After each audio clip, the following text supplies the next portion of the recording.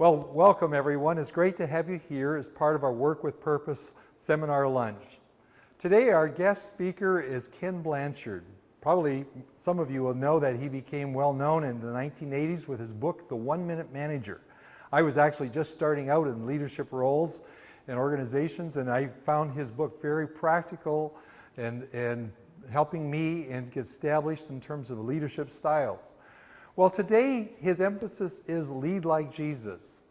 It is a book that he has written. It is an emphasis on an organization that serves churches and Christian leaders in their workplace, but it is an emphasis that we have taken and incorporated in our own courses here of transformational leadership. And so today we're going to welcome our guest, Ken Blanchard, as he leads us in this theme for today. Thank you, Arnell. Good to see you. Get this out of the way. Well, good. How are you all? Why don't you stand up? You've been eating too much. I got a couple of things I want you to do. Okay, when I finish the first thing and put my hand up, put your hand up and shut your mouth, and I'll do the second thing. The first thing I want you to do is I want you to wander around as best you can for about 30 seconds and greet people in a very special way. Greet them as if they're unimportant and you're looking for somebody much more important to talk to. So if you could greet each other as if you're unimportant.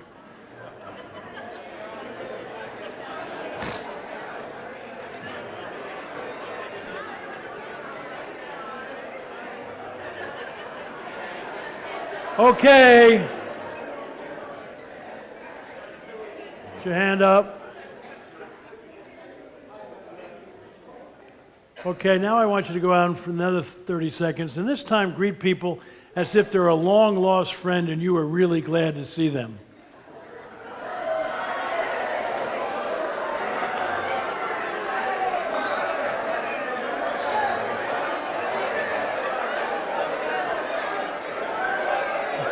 Okay. Okay, you can sit down.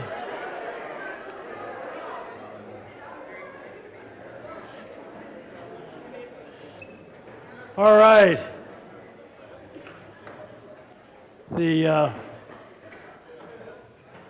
Why did I do that? Well, that's a really fascinating exercise because if you're going to be an effective leader, the important thing is you got to know how to manage people's energy, including your own. Now, where was there more energy in the room, the first activity or the second? Second. And what did I do to change the activity in the room? All I changed was what you were thinking about.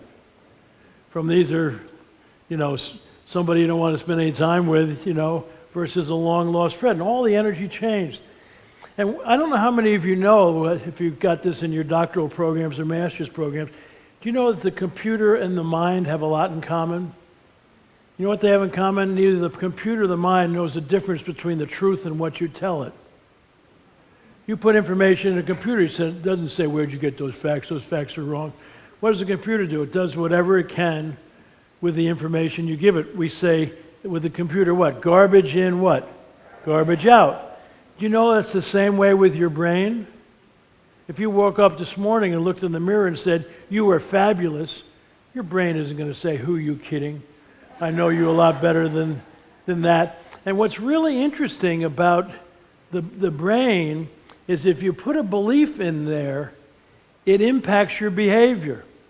For example, did I tell you how to behave with unimportant people? No. But what was there? Very little eye contact, very little touch and all. And then I said, these are long-lost friends, and I didn't tell you what you do. What'd you do? Your faces lit up, you started to hug each other, laugh each other. And one of the things you got to really know about life, and I have a friend, Hiram Smith, who has this concept about a belief window. He has a book out called You Are What You Believe. And he says we look out into the world with a set of beliefs. And that belief drives your behavior. And that behavior will get you results. Anytime you're not getting the results you want in a particular situation, you can always trace it to a lousy belief. Like Hiram has a friend, we were over there recently, the guy's been married 4 times, and he said, what's your belief about the man's role in the family? He should be in charge. He's number one. I said, how's that working for you? You know, I mean, and so one of the things I want to do is change your belief about leadership and Jesus. Because, you know, I've just been amazed as I travel around this country and around the world in the churches and divinity schools, they aren't teaching Jesus as the greatest leadership role model of all time. And see, I'm a late comer to the Lord, and I really never got into it until after the 1 Minute Manager came out, and it was so ridiculously successful that I was having trouble taking credit for it. So people started saying, Ken, why do you think the 1 Minute Manager is so successful? And I don't know why, but I started saying, well, God must be involved. And my mother was praying for me. And the minute I mentioned God, he started to send me people. So I get a call, would I be on the Hour of Power with Robert Shula in his heyday? So this is 1983. And Shula says, Ken, I love the 1 Minute Manager, but you know who's the greatest 1 Minute Manager of all time? I realized reading your book.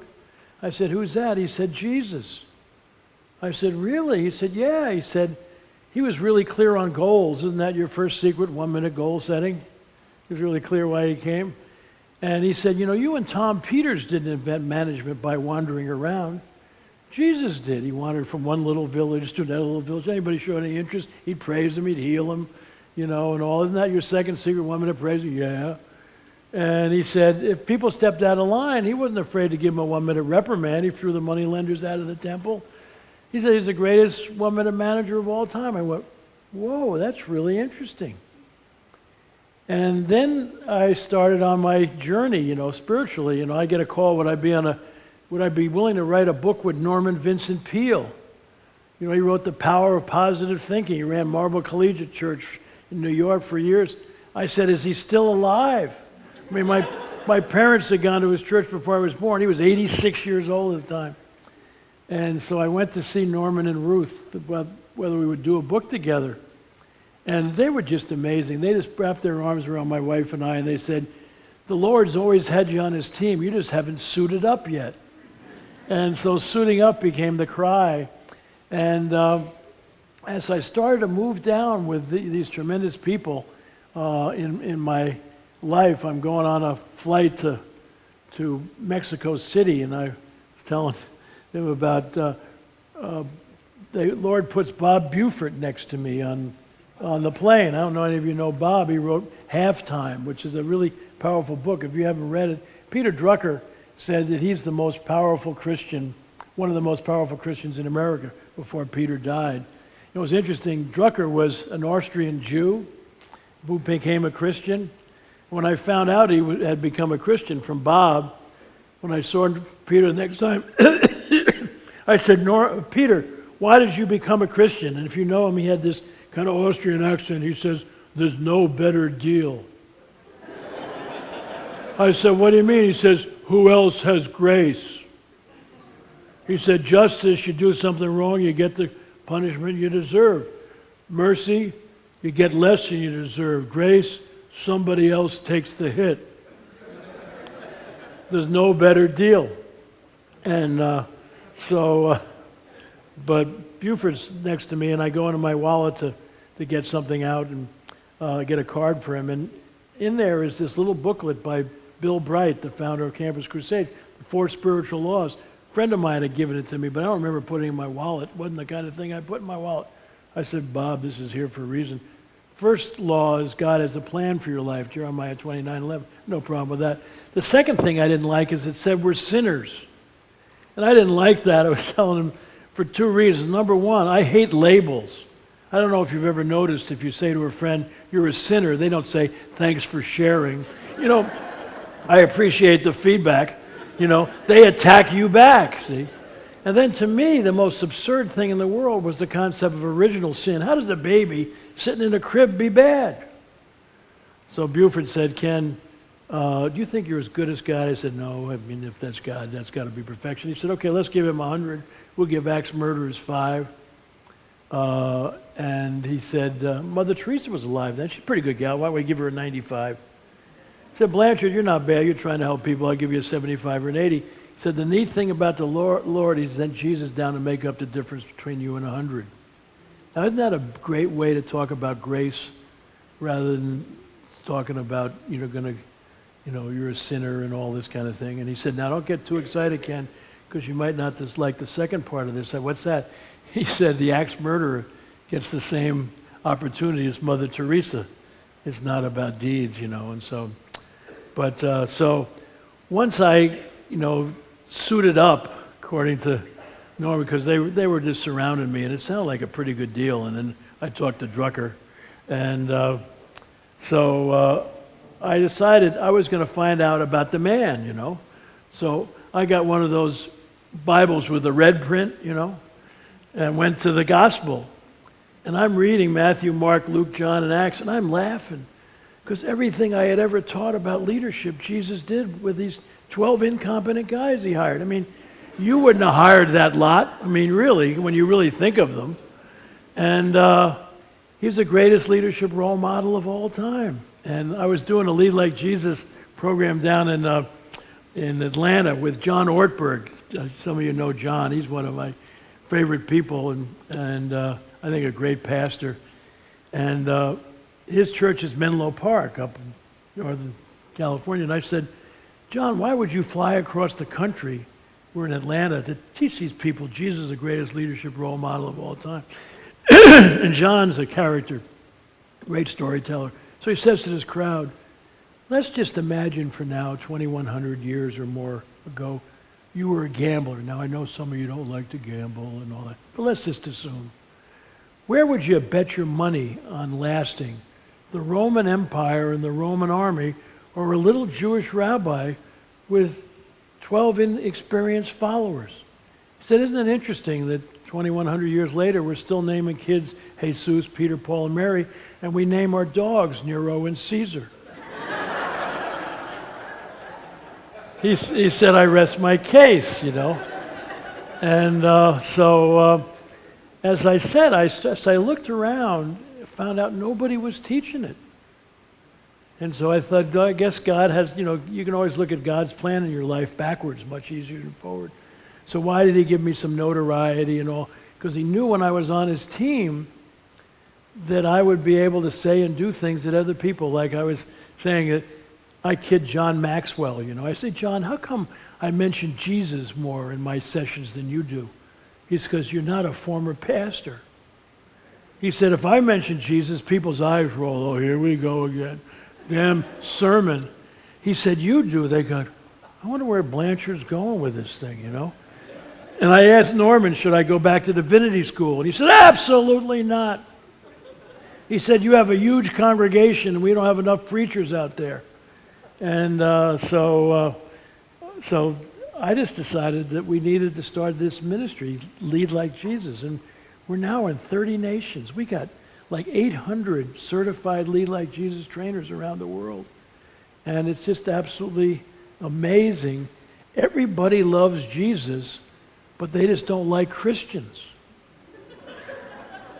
Because the reality, I don't know if I'm stepping out of it, but we got too many Pharisees in Christianity that are out judging people and saying, what did Jesus say? Judge not, or you shall be judged. He said, you'll be known as my disciples by how you love each other, not how you judge each other. And we got people out there, like Hiram Smith I mentioned, he's a Mormon. He's one of my best buddies. He's a direct descendant of Joseph Smith. And people, the Mormons, they're not Christians. I want to tell you, he knows the Bible better than most of the Christians I know. Now you might say, well, they got some creative theology, so everybody else does too. And why are we arguing about that? We ought to take Jesus. We were in India. I had 1,000 people in Mumbai in a Lead Like Jesus seminar sponsored by the bishop of the Catholic Church. And his goal was to unite the followers of Jesus around his love and to stop arguing about our differences. And so at this thing, there were Lutherans and Presbyterians and Episcopalians and everything, and Mormons. And so at some point, Phyllis Henry was with us, my wife, and Phyllis was doing a session with us. She gets up in front of this crowd in the afternoon. She said, I understand there's every kind of faith here. And she said, I'm going to say 1, 2, 3. And when I say 3, shout out your denomination. And when she did that, it was the most terrible noise. And she said, okay, we're going to do that one more time. And when I shout 3, I want you to shout Jesus.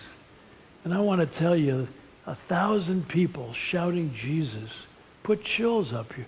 She turns to the bishop, who's lit up like a Christmas tree, said, is this what you're talking about? He said, oh, yeah, absolutely. That's what I'm talking about.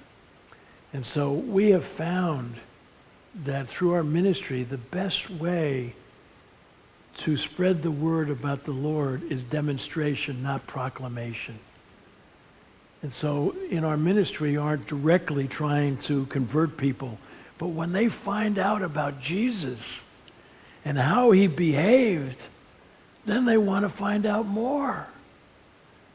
See, and, then eternal life, that's a fringe benefit. But abundant life is where the action is, I think, for most people whose lives maybe aren't working.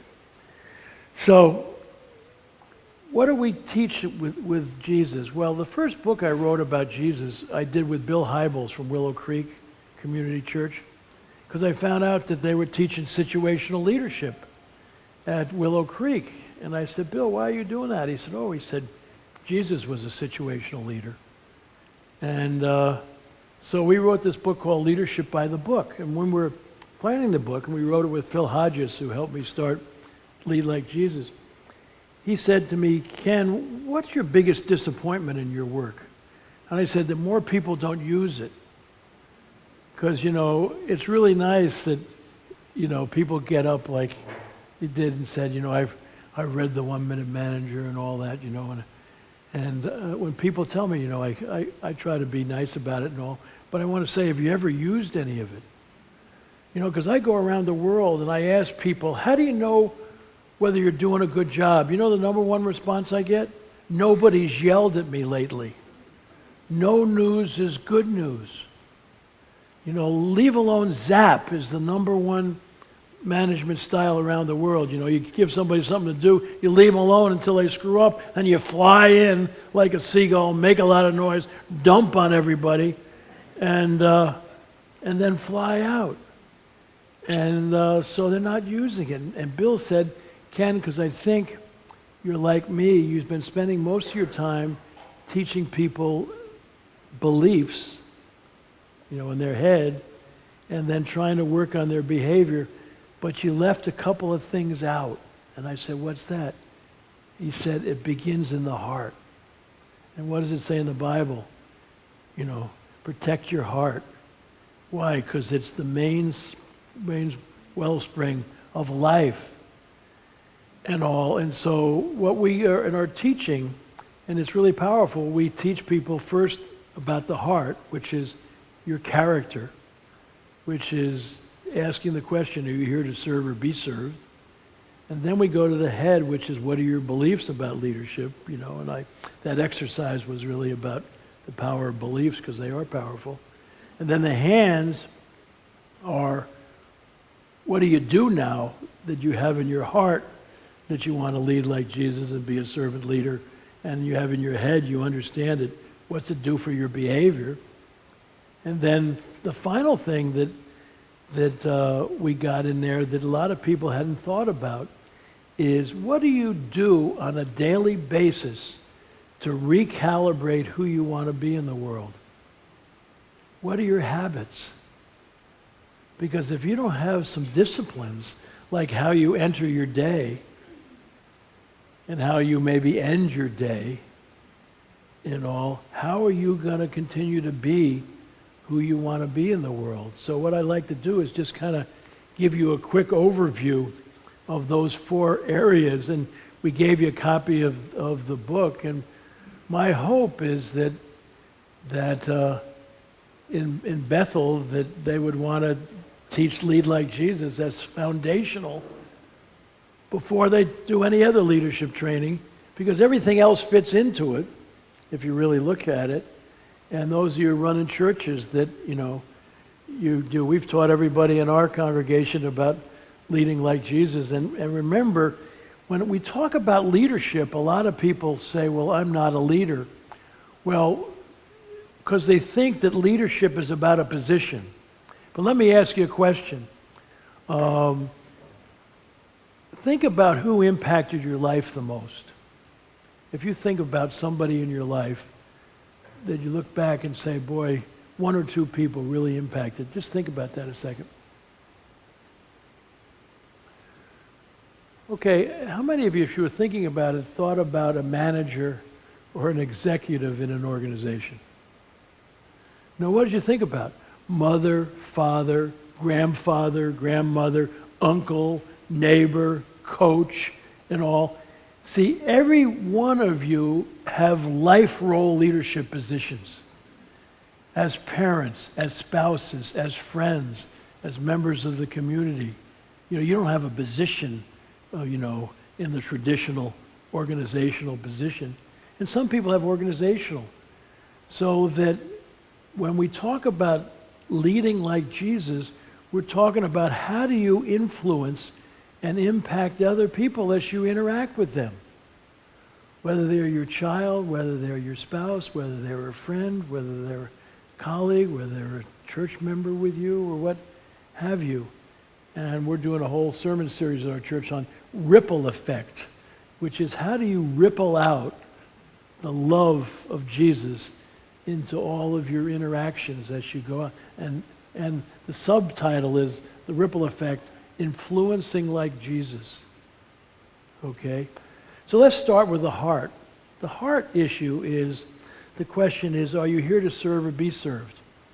Now, if I asked you to raise your hand and say, okay, how many of you would like to be known as a self-serving leader? I don't get a lot of hands go up, Everybody would like to be. And yet, how many of you have experienced in your career self-serving leaders who think it's all about them, and all that? I mean, and you see it all the time.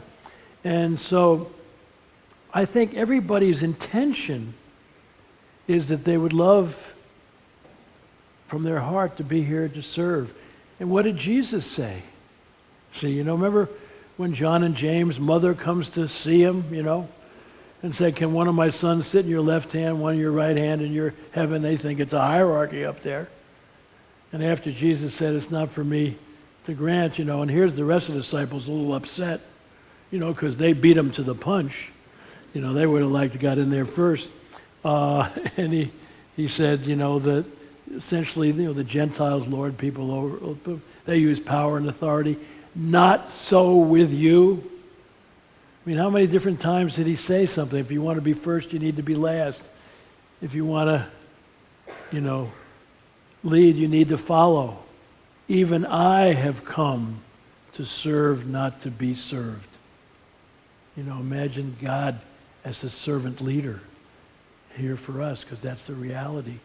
And so what we really need to do is, how do we keep our good intention to be a servant and servant leader as we influence others?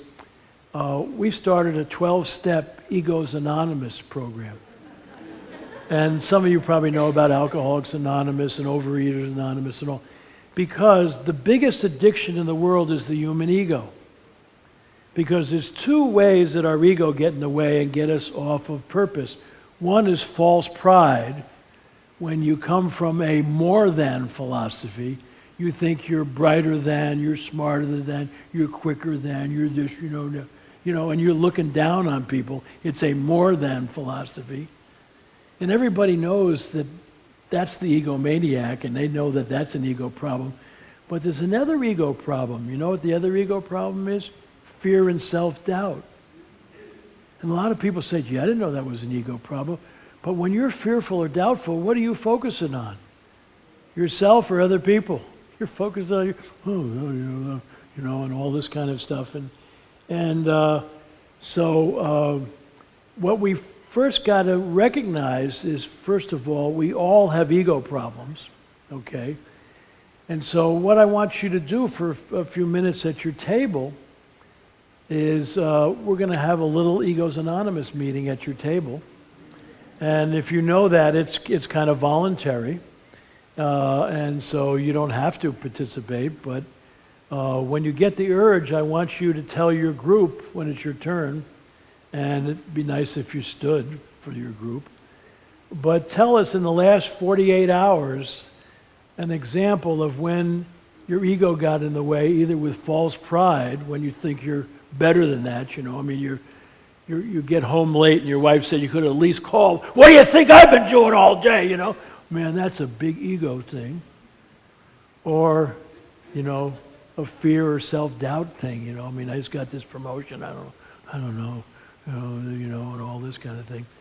So if you can't think of something in the last 48 hours where you either got hit with false pride or fear or self-doubt, you lie about other things too.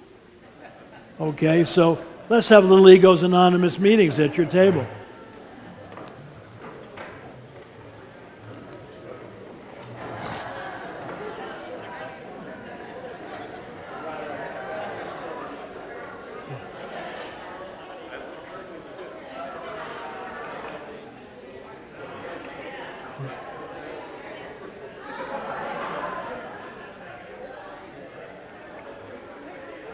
I forgot to tell you, when you stand up, you say, "Hi, I'm Ken."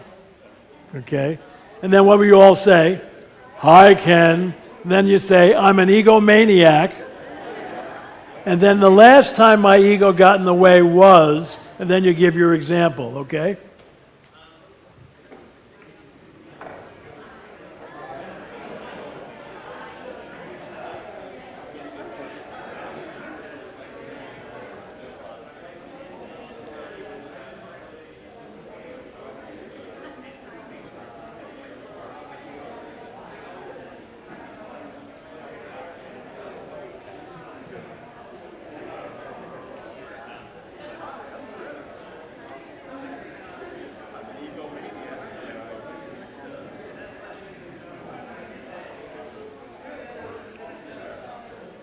Did you give an example? I did. Oh, very good.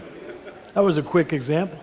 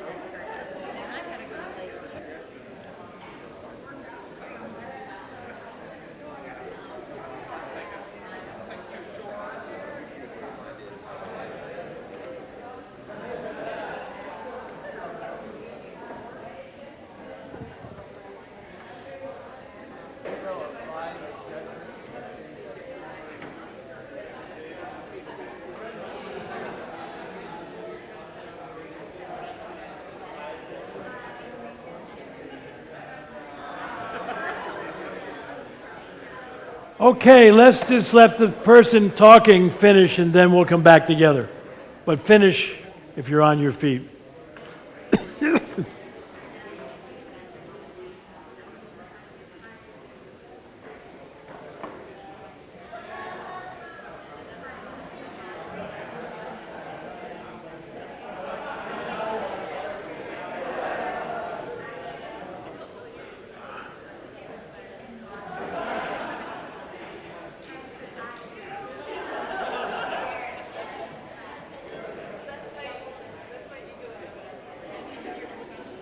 Okay, now, I realize you all didn't get a chance to go, but you got the idea.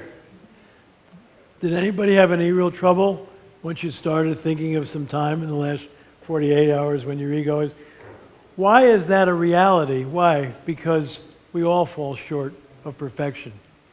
You know, that's why we need the Lord in our lives, you know. And I have got executives now in a number of companies who, when they have their weekly meeting with their staff, the first thing is an Egos Anonymous meeting about when their ego got involved in their last week.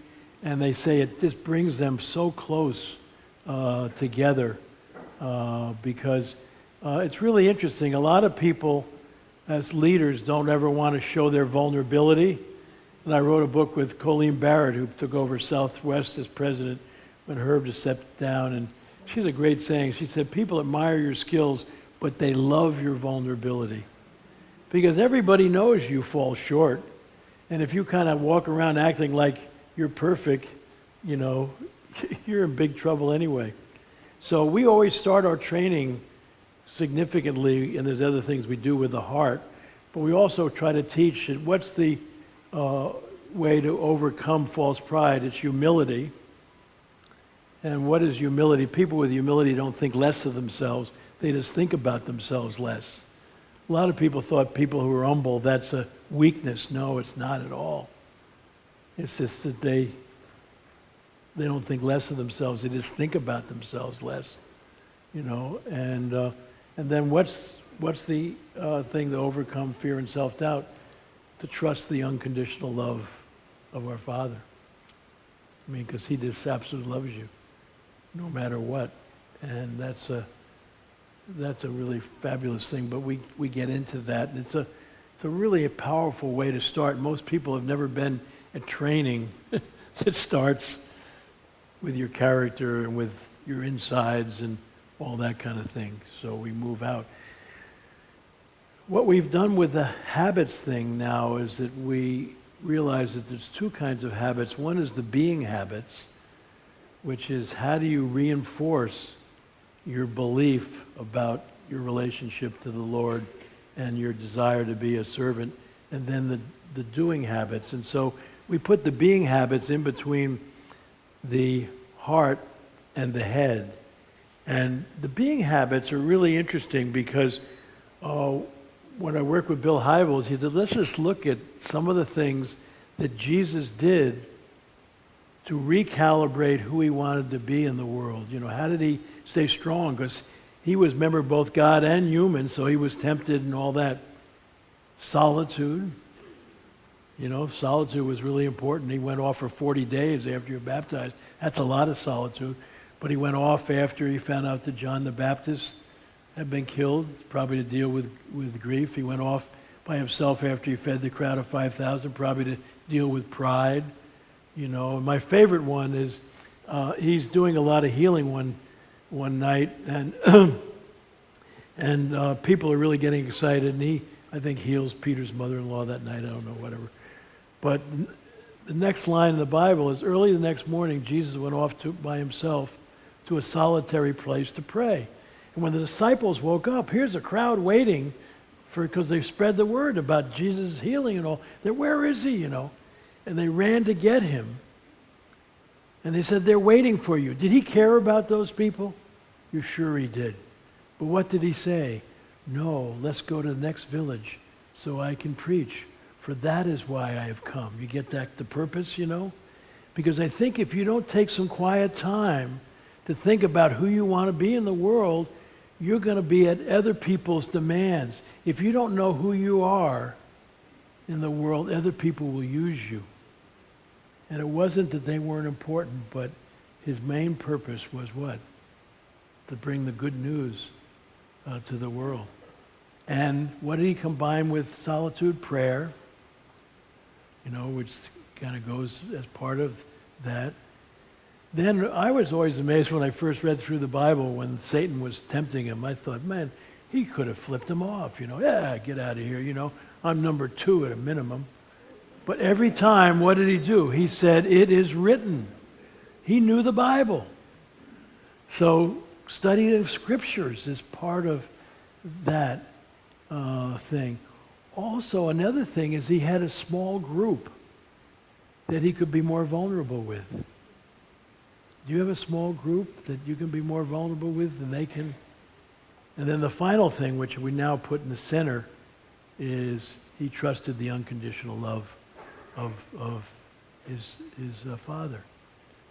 And so one of the things that we talk about that you want to think about is how do you enter your day? Because when I worked with Norman Vincent Peale, what we really discovered is that we all have two selves. We have an external task-oriented self that's used to getting jobs done. Then we have a thoughtful, reflective self. Which of those two wakes up quicker in the morning? What? The task-oriented self. What happens? The alarm goes off. John Ortberg always says, what an awful term for that. Why isn't it the opportunity clock? Or it's going to be a great no alarm! And you jump out of your bed into your task-oriented self, and you're trying to eat while you're washing. You jump in your car, and God, you got your car phone. You go here, this meeting, that. You get home at 8 o'clock, 9 o'clock at night. Don't have an even energy to say goodnight to anybody who might be lying next to you. Next day, boom, you're in there again. And there's a lot of people who are good Christians and good believers that are caught in a rat race. And the Lily Talman, the great philosopher from Hollywood, said the problem with a rat race is even if you win it, you're still a rat.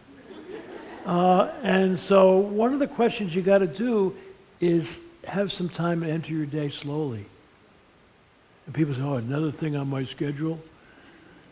Hey, probably the most important thing on your schedule when you wake up, what you ought to do is spend some solitary time. One of the things we try to teach is if you sat by the side of the bed and put your hands on your knees and think about any concerns you have for the day and lay them down at the foot of the cross.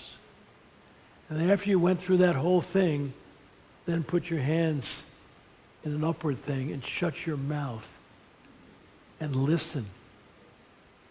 Because prayer is not just your request list, it's listening.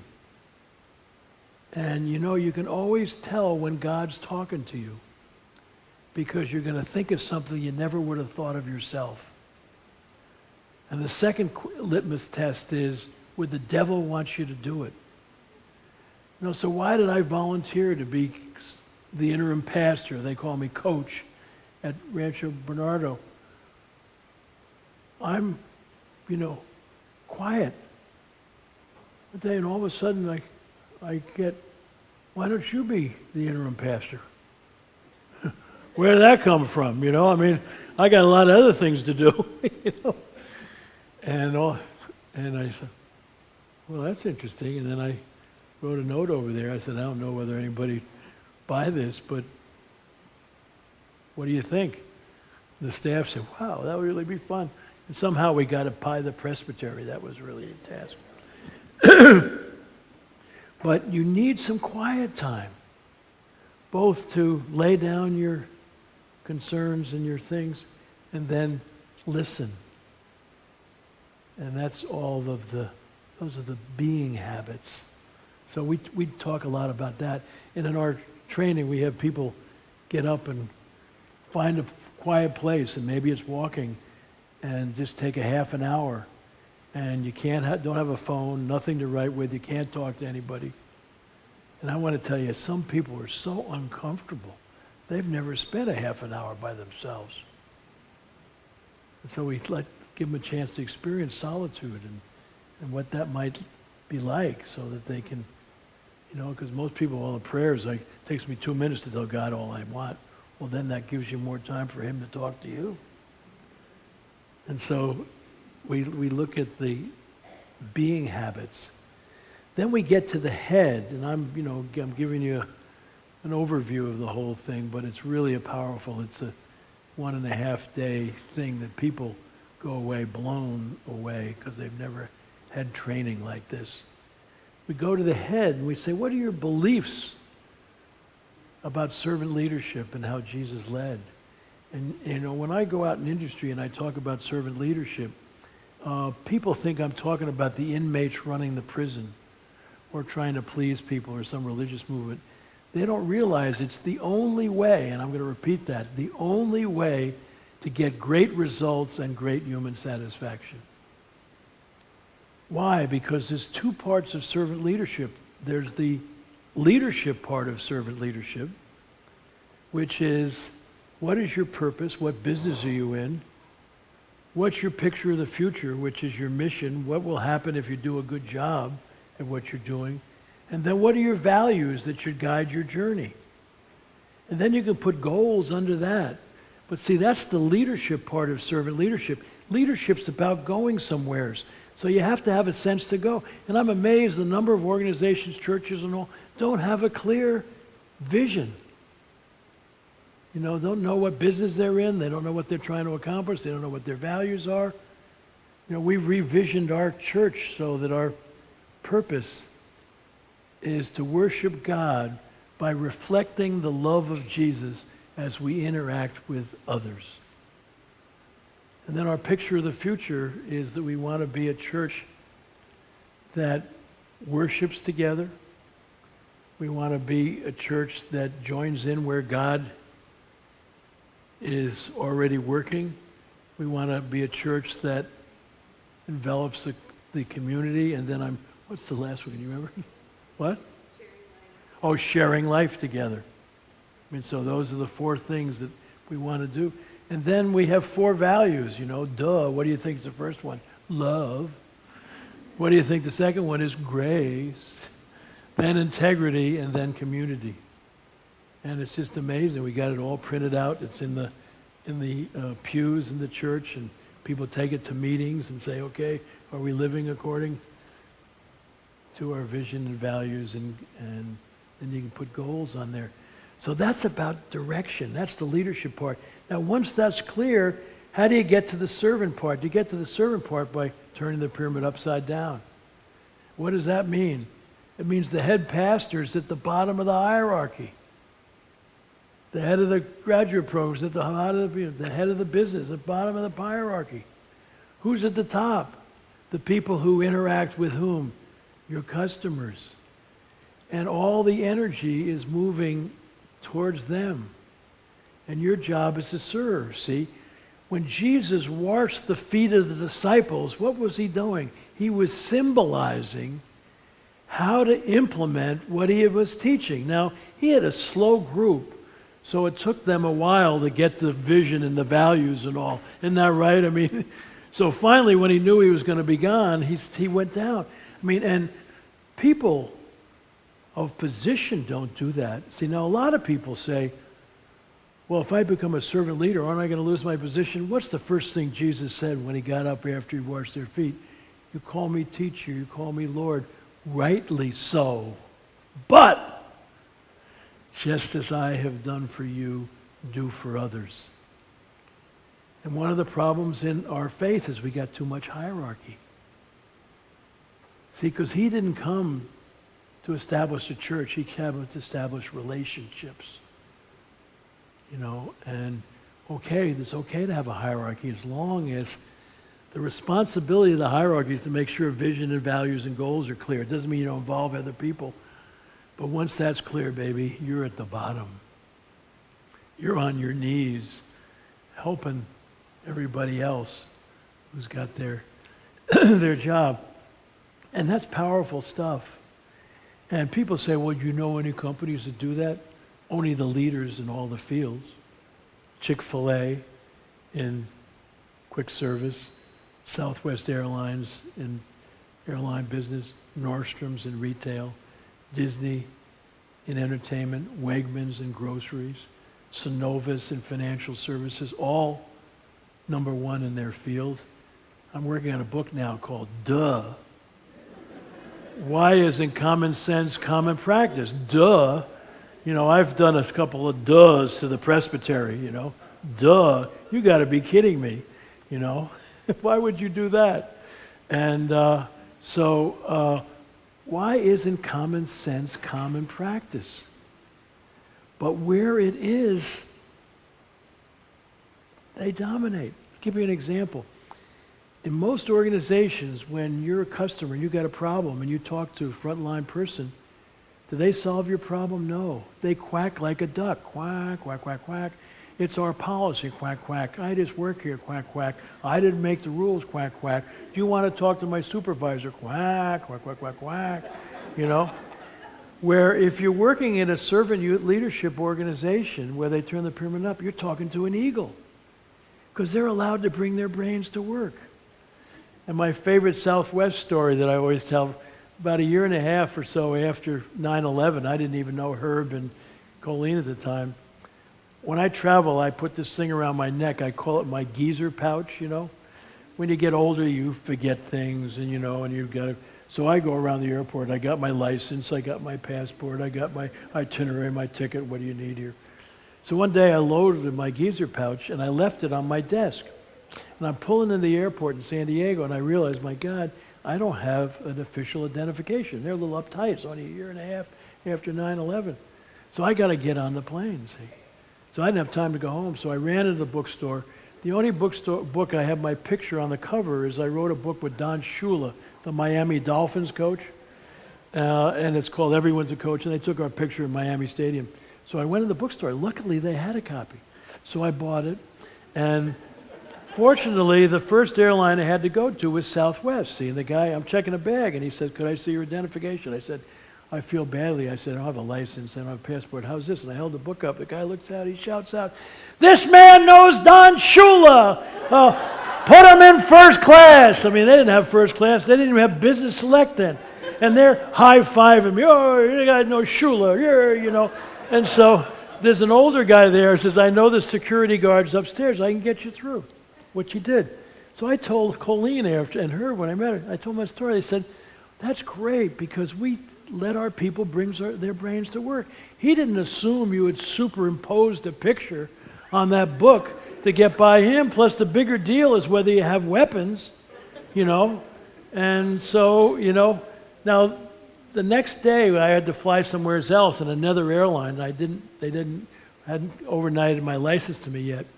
So I show the book, and I want to tell you the duck doo-doo started to fly, Quack, you better go to the ticket counter. I showed the woman the ticket. She said, "Quack, you better talk to my supervisor." We call the supervisory duck the head mallard, because they quack at a higher level. Have you ever seen them? They'll tell you the rules and the regulations, and all that. I mean, we got all of those, the Pharisees. Poor Jesus, he's dealing with these Pharisees that are all ducks. You can't heal on Sunday, quack, quack, quack, quack, quack. All these stupid rules. And Jesus is going, "God, somebody needs some help." Quack, quack, quack, quack. So, here he is, in sandals, in this duck doo-doo. It's terrible. It must have been awful. But I must be 3 levels up. I'm talking to a guy in a coat and a tie, see. So I started to give him a hard time, and then I realized he was a bureaucrat. You can always tell bureaucrats, they have very tight underwear on, and they kind of waddle a little bit, and so I said to him, "What a difficult job you have. I just so appreciate the consideration." I sucked up the hierarchy, and he let me go. And but you got to do these gyrations, with these ducks. Where if you get eagles, they say, "I'll take care of it." What does Nordstrom say? "No problem. I'll take care of it." And so that's important to that. And then that's got to get transferred into your hands, which is, what do you do in the hands section to implement this stuff? Well, just quickly, the biggest problem in most organizations is how you evaluate performance. And there's 3 aspects of managing people's performance. There's performance planning, when you set goals and objectives, okay? That's the leadership part of servant leadership, because all good performance starts with clear goals. Then the second is day-to-day coaching, which is now you're turning the pyramid upside down, and you're supposed to help them accomplish their goals. And the last is performance evaluation. But when I go around the world and around this country, and I say to people, where is the biggest time spent with your people? Is it in planning, coaching, or evaluation? What do you think they say? Evaluation. They got to fill out these stupid forms. And then they got to what? Rate a certain percentage of people down. Normal distribution. Did Jesus believe in a normal distribution? He said, go and what? Make disciples of what? All nations. He didn't say keep away from that group and all that kind of thing. How many of you go out and hire losers? We lost some of our worst people last year. We need to hire some new losers to fill those slots. No, you need to what? You either hire winners who you steal from other organizations, or you hire potential winners who you don't hire any losers.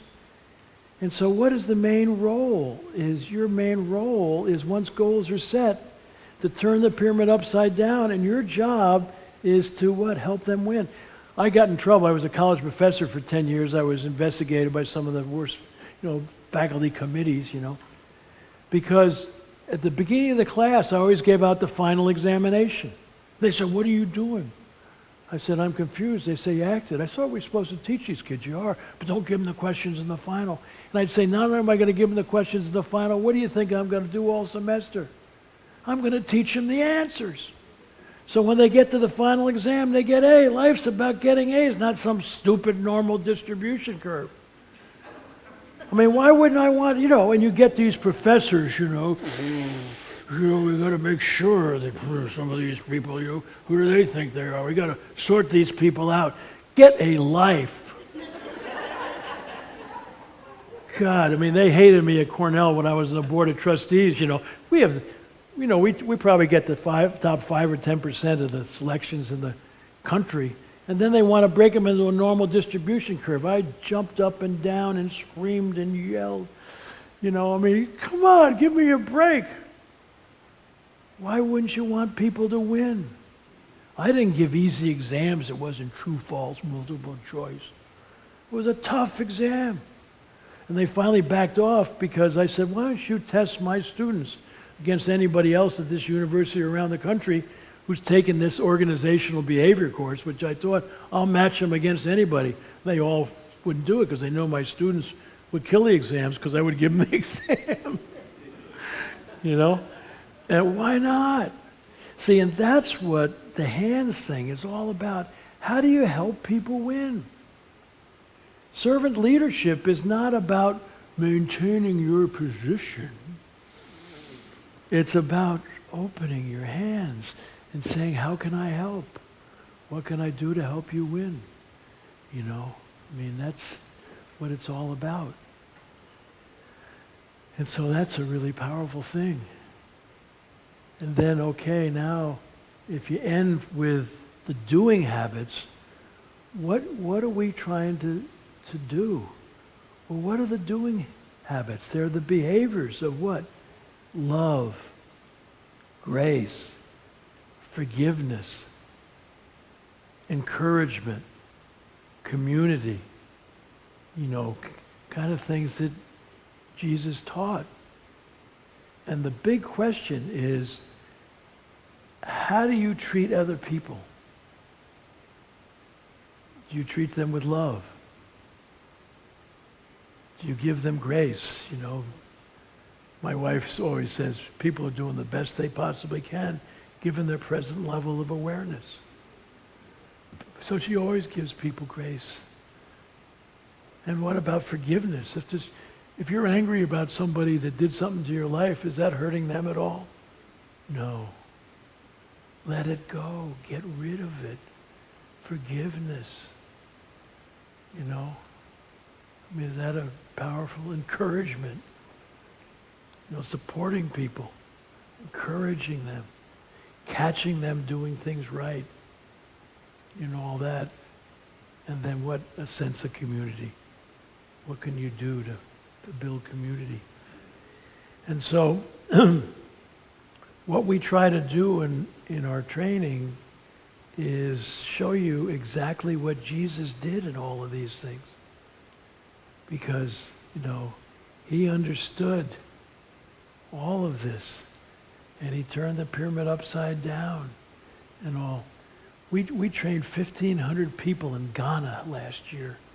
People were walking 50 miles to get to lead like Jesus training. And one of the major chiefs came to the training.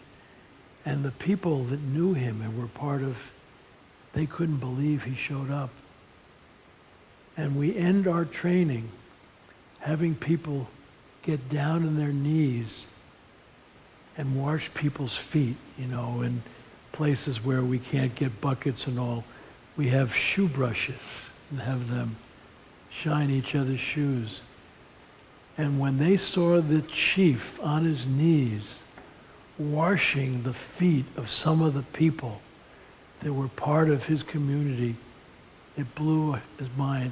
And he's made a video for us talking about how Lead Like Jesus changed his life and his attitude towards leadership and his role and all that. And we got stories about that all over. And what I can't understand is why Lead Like Jesus isn't a major part of every church, isn't a major part of every divinity school and all that. And it's not because we're trying to make money. We're giving it away. We're a non-profit. And in these countries, they can't afford to pay anything. So we have people who say, if you'd like to help us train in Ghana, would you like to support? And we get people to give money there. And we got 50 Lead Like Jesus trainers in India. And I want to tell you, it is powerful stuff. So read this book, and you'll see the chapters are short, and then there's questions. And read it with your people. And then answer those questions at the end of each together. And you're going to have a really powerful experience, and you're going to experience Jesus in a whole different way, because absolutely Jesus is our spiritual leader. But my word, he's the greatest leadership role model of all time. And I've always said that the important thing about leadership isn't what happens when you're there, it's what happens when. When you're not there, you can always get people to do what you want when you're standing over them.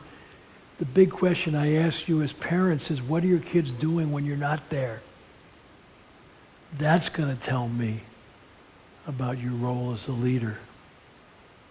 And here, 2,100, 2,200 years later, we're still talking about Jesus. We're still talking about the impact that he had on those 12 inexperienced folks. And, he only lost one. But what a great pick of Paul. My God, without Paul, we'd really have some problems,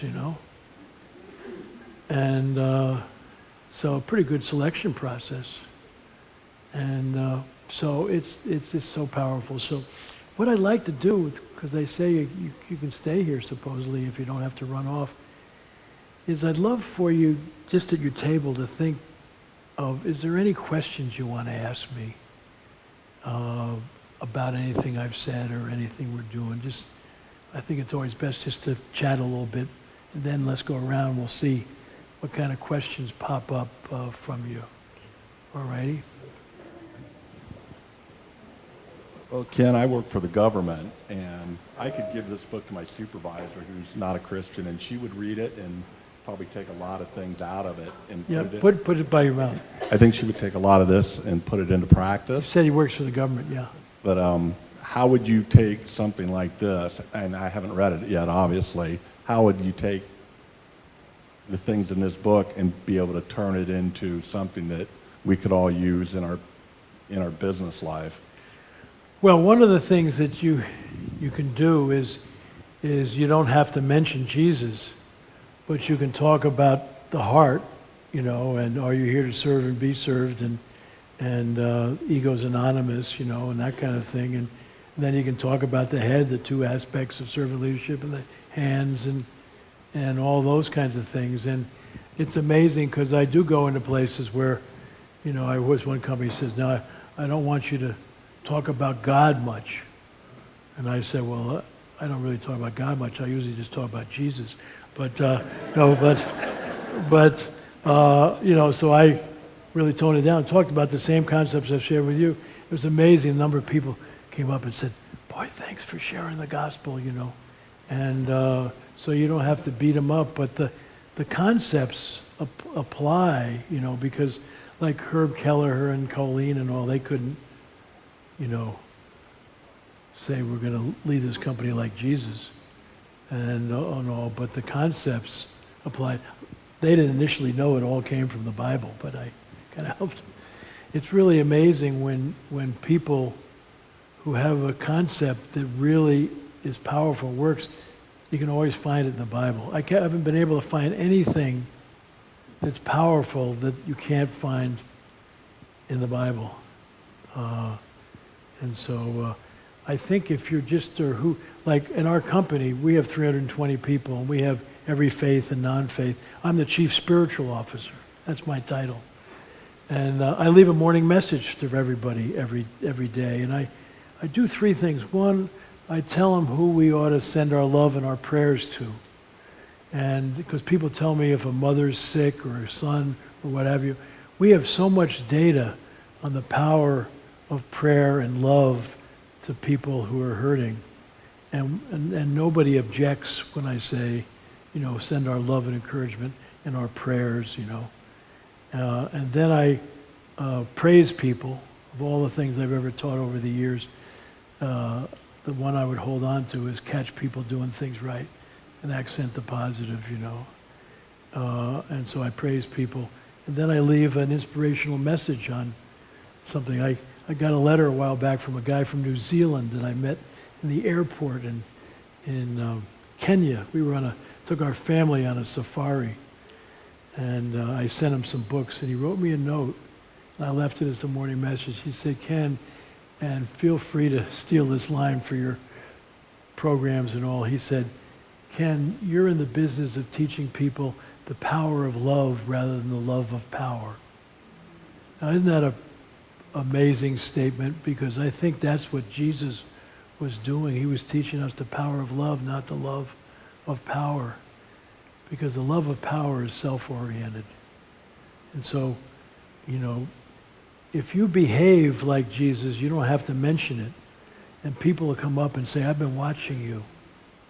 You know, how do you behave like that? Because you seem to hold your temper and all that kind of thing, and then you can tell them.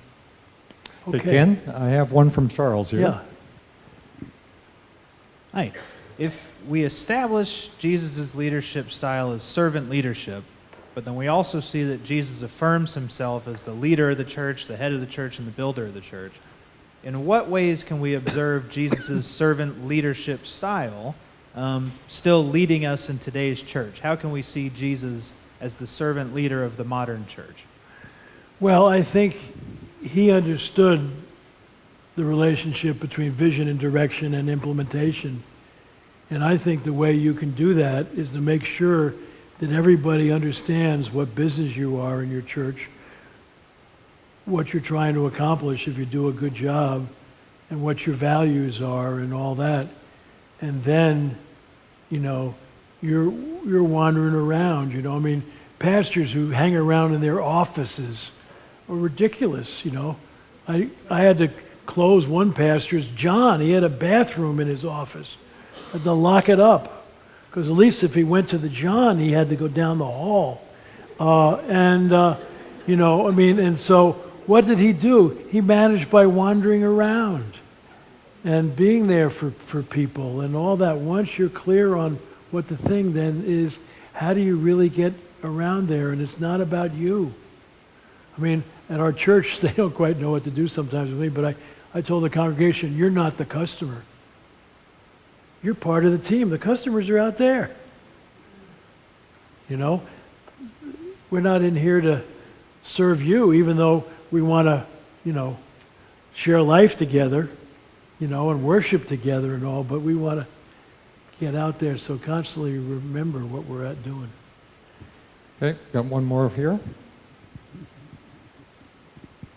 We were wondering about how you help someone when in the evaluation process you're finding that clearly they're not achieving the standard or the goals. how do you help them to win? Can you give us some practical? Yes, one of the things we did, we rewrote the 1 Minute Manager recently. We had never had an ebook, and they said you might want to read and we laughed because he was on his intercom system. How many of you are using an intercom system? And we really feel that leadership is moved from command and control to side by side, and we changed the 1 minute reprimand to 1 minute redirects. So if somebody's not performing up to snuff, you go to them and you say, here's what I'm noticing about performance in this area. It's not quite what we talked about. Are you seeing the same thing? And I want to tell you, when you come with that attitude that you're not there to clobber them, they're going to say, yeah, it really is. Well, let's talk about it. I'd like to figure a way how I could help you get back. You're there to help, not to reprimand and all that kind of thing. And so it's just, but you don't want to let poor performance go. But you know, sometimes, like we found in our church, is that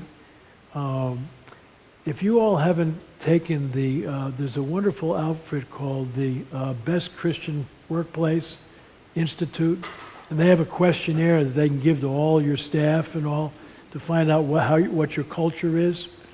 And Bill Hybels, you know, is an old buddy of mine, and Hybels is one of these my way or the highway types.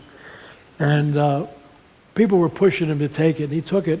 And when they first took it, on that instrument, they came out as a toxic culture.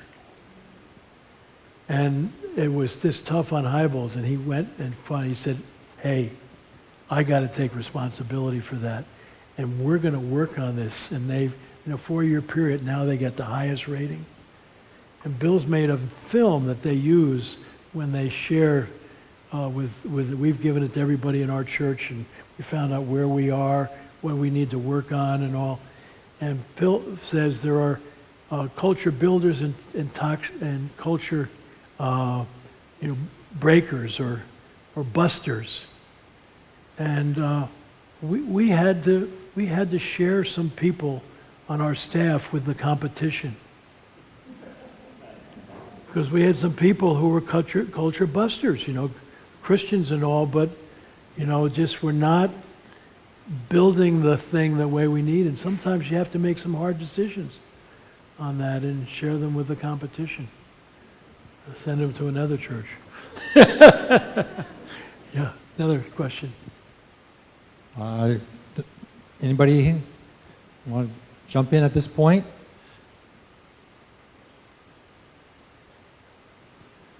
Okay, we've given them a chance.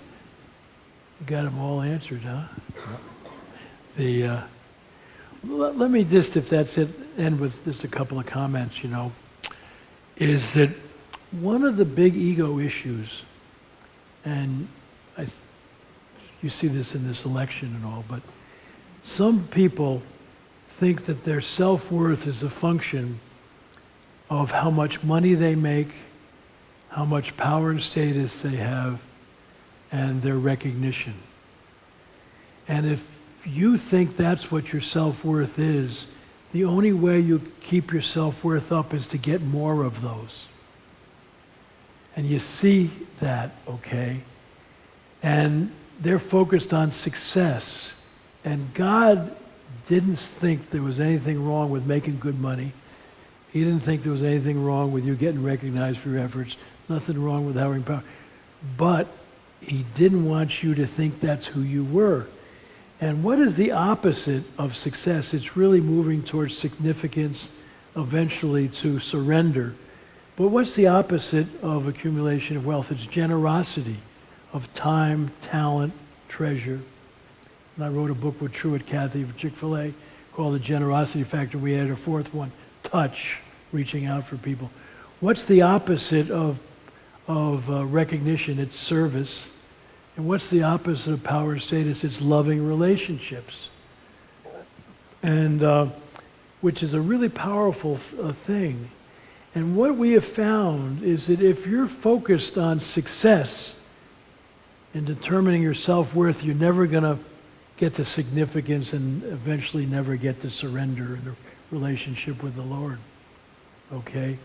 But if you focus on significance and surrender, it's amazing how much success will come your way. Look at Mother Teresa. She could have cared less about making money, about recognition and power and status, and people were falling all over her to give her money, to give her every recognition and all this kind of thing. And Ortberg wrote a wonderful book I recommend to you all called At the End of the Game, It All Goes Back in the Box. And it's about he and his grandmother. She was an incredible Monopoly player. Did you all ever play Monopoly? He said she was vicious when she played Monopoly. And she seemed like she was the illegitimate child of an affair between Donald Trump and Martha Stewart. But at the end of the game, she had everything and he had nothing. And she would get this grin on her face and she'd say, John, someday you're going to learn how to play the game. And so one summer when he was 13 or 14, his kid moved next door. He was an incredible Monopoly player. And he practiced every day because he knew his grandmother was coming in September. When Grandma came, he ran in the house, gave her a hug and a kiss. He said, Grandma, how about a Monopoly game? Her eyes lit up. Let's go, John. But he was ready for her this time. And he came out of the chute. And he wiped his grandmother out. At the end, he had everything. He had Broadway. He had Park Place. He had everything. And she had nothing.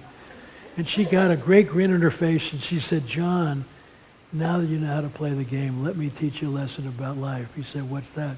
She said, it all goes back in the box. So what do you mean? Well, everything you bought, everything you accumulated, see, and you can push and shove for money and recognition and power and state.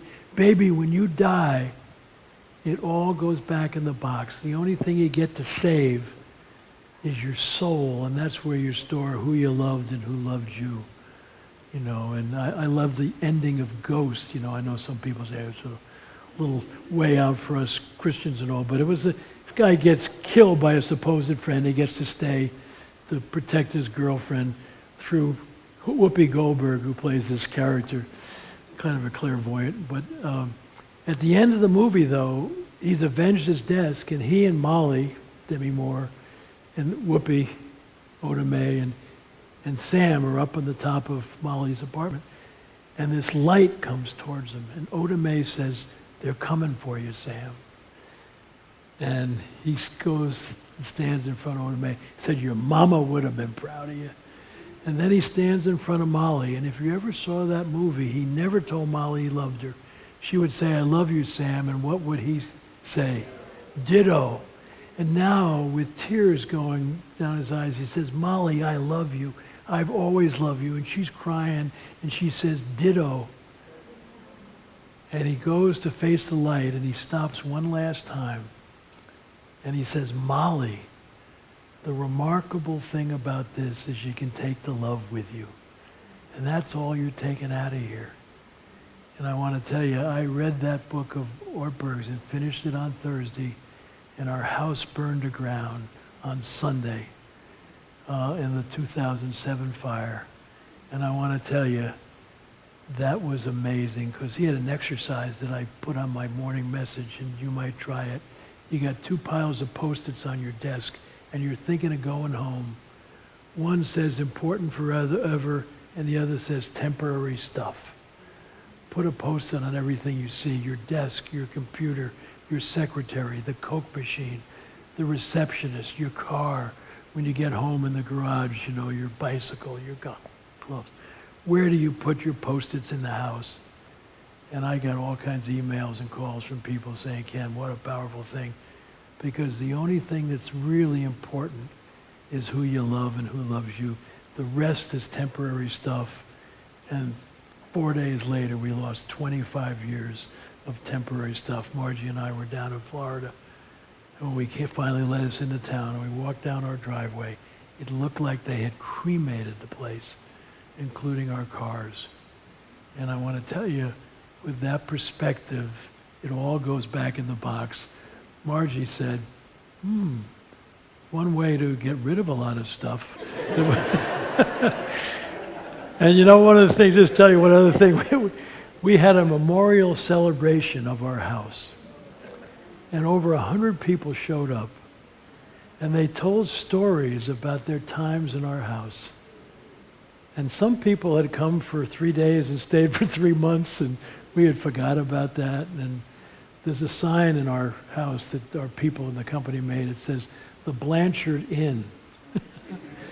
And because our house is just always open to there. But it was but that put things in perspective. And I think that's what the good Lord wants us to do, is not get hung up on things, but get hung up on Him and the kingdom of heaven. And Jesus came to earth to bring it here.